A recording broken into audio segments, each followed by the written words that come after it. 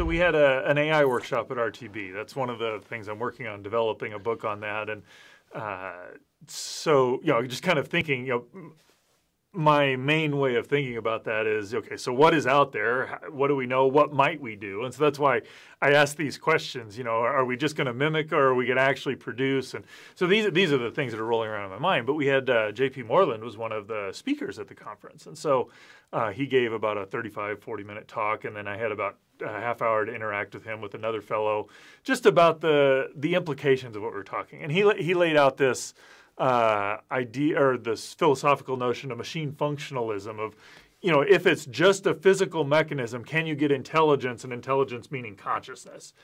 One of the things he said that I found very interesting was if you have something that is, if consciousness is ultimately just a material thing, then we end up diminishing consciousness because your definition your definition that would include humanity is also going to include your thermostat on the wall, which if your category can't distinguish those two, that really says something about what you think about consciousness. Right.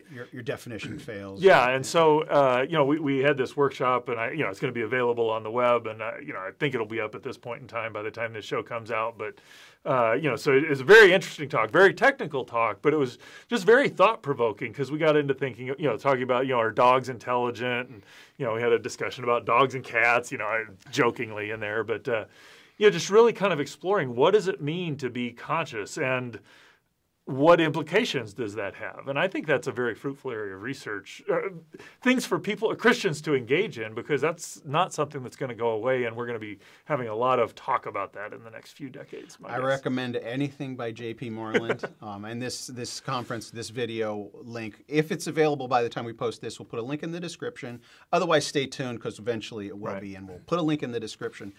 Because J.P. Moreland is one of my heroes of the faith. He's had a profound influence on my life. Maybe we'll talk about him. I'm sure we'll talk about him more in the future. Well, he's a profound thinker, and not just you. He's had a profound thought on a lot of people and in philosophy, which is really important. Apparently, one of the top 50 thinkers alive today. I mean, there's some.